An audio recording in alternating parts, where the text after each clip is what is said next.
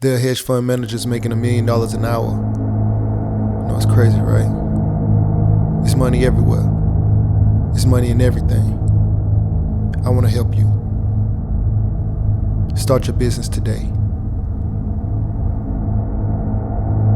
Come join my royal family. Subscribe to Casino is the Name. Hey, yo, what's going on? Right now you're watching Casino is the Name. And ladies and gentlemen, the world as we knew it pretty much no longer exists. That's right. Coronavirus has taken the world by storm, and you and I will be affected by it in some way. Whether or not it's the movie theater that we used to go to, whether or not it's the restaurant that we used to like to frequent, whether or not it's a church that we would normally frequent. Everywhere is a dangerous place currently. And post-coronavirus, post-coronavirus cure, vaccine, whatever you want to call it, after this whole pandemic is over, after this is all said and done, life will still not be what it was prior to coronavirus. Yes, right. The economy is going to be so dramatically, or it is so already currently so dramatically impacted. The stock market, those people who was planning to retire in the next couple of years, dropped. For the first time in I don't know how long, I've seen gas sub $2. Like, I saw gas at $1.74 the other day. It may even be lower now. I have no idea. I haven't been anywhere to even see because the world is on quarantine right now. That's right. There are massive cities that have already told their workforce that 100% of the workforce is ordered to no longer go to work, to not show up for work, right? Bills are going to still come due, right? I don't think they can evict anyone right now in the current state that we're in, but bills are going to still come due. They were talking about a government stimulus. I have to get some more information on that just to get the actual facts around that before I report those things back to you. But a lot of the things that we were used to doing, we're not even going to do anymore, even after the vaccine for coronavirus. That's right. It's just so many things. There are people who had never even gone to church online, but now, you know, if they want to still praise the Lord, and church is now no longer considered a safe place to go, churches are streaming their services online. They probably have already been doing it. Many have not, and they have now started to acclimate those things into their church service. But there are people who never even went to church online, and now they're going to church online and they're praising from home. And now, even in post-coronavirus, I'm sure many will still return to church, but there are still now new people who have been exposed to the thought of going to church online. And more of those people will no longer start going into the actual church itself, because it's just like with technology. You know, the more we get used to using something, the more we start to use it and the more normal it becomes, right? But the world is going to be so different. The government, I don't know where they're going to get the money from. I don't know, because, you know, if the government is already operating at, say $19 trillion deficit, I don't know what it is currently, but I know one time it was up around 19 trillion in the hole. So if the government is now operating around a $19 trillion deficit, what is it going to be like with them bailing everyone out? You know, like, think about that. They're going to bail out all the businesses. They're going to try to, at least. They're going to try to support them in some way. Even taxes aren't even due until later on in the year now. School systems are closed down. They're not requiring ACT, SAT test scores for high school students to enter into college who are currently seniors, I guess, or whatever. But that all is money, right? There was the ACT, SAT, that test. People paid.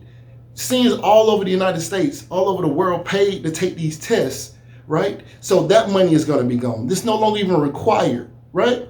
So now you just have money on every level that's going to be hit. You know, if you're getting late fees, I don't know how they're going to handle late fees for credit cards and cell phones, and without these people going to work, are the employers are they going to just currently keep paying them at what they were making, even though they're not showing up at work? If the employer isn't making money, you know, how are they supposed to even pay you? Some employers are barely making it. You know, like they're small stores. It's large companies that are barely making it already, and now are they going to be asked to pay their employees while they're not even bringing in any money? The stock market, when we talk about the stock market, you must remember, some of you guys are young, you're probably going to be playing stocks. You're probably just only thinking about playing, buying stock here, stock there. Maybe you got a couple dollars in there, but it's not even so much about us, my age group. It's really more about the people who are 65, 70 years old who are planning to go into retirement,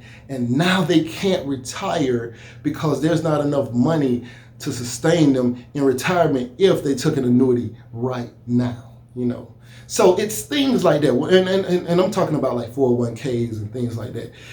We are losing so much GDP and other things like as far as trade. Like there are so many things that are happening right now.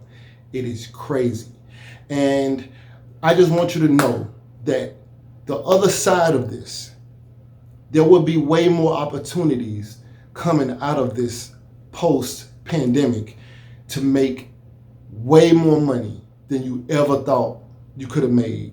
But you just have to choose. You have to choose the right industry, whether or not it's medical supplies, whether or not it's government contracting, whether or not it's just transportation, whatever it is, because things will have to move. That's right, my trucking friends. Things will have to move.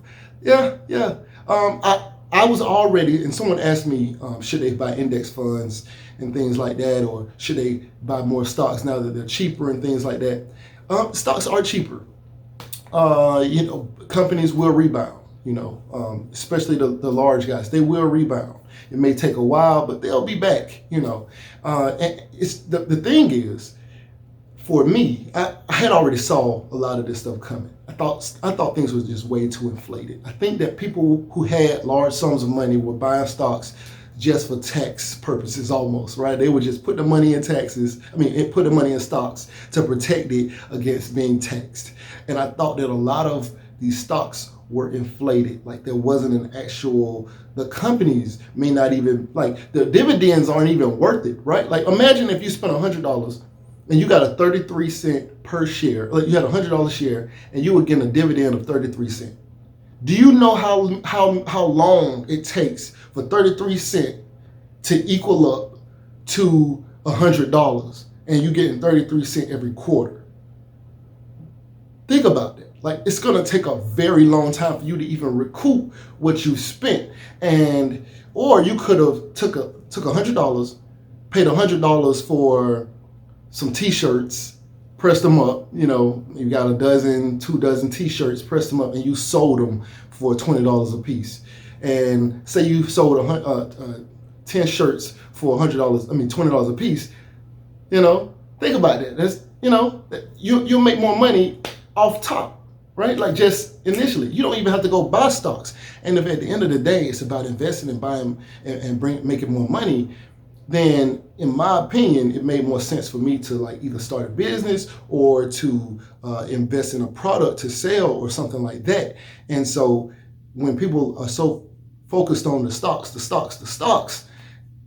are beautiful. I do have stocks. I have a 401k plan and all that, but I liquidated a lot of my stocks and I got out before all of this crash stuff, all this craziness. Now, if you're just some high income individual and you need something to put money into and you don't really got that entrepreneurial spirit where you want to like invest in buildings or you want to invest in a business or something like that, then okay, it makes sense, buy stocks. But if you're somebody who's motivated and thinking the way I'm thinking about entrepreneurship and things like that, then I would have took that money already and been doing something else with it.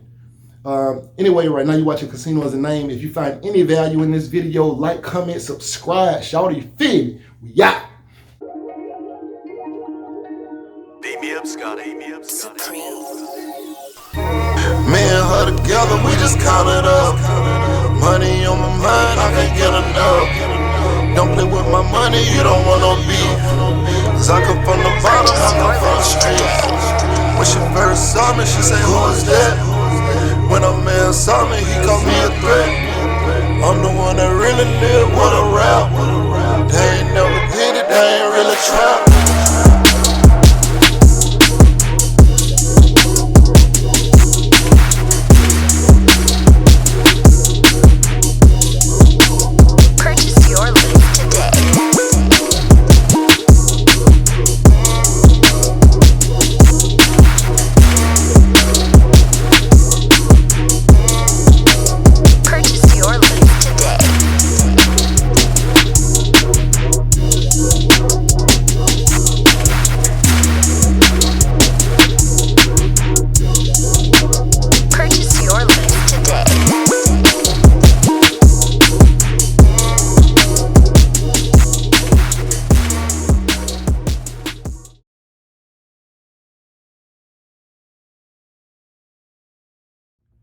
say you want to be successful. Well, what's stopping you? Can't nothing stop you from being successful except for you. You standing in your own way. I came from the bottom. I ain't know nothing but the grind. You can't tell me nothing about that. I caught the bus at Basin Street Projects in Tallahassee, Florida. You hear me? I used to think $1 million would last me my whole life. I'd have made that and spent that. $1 million ain't enough.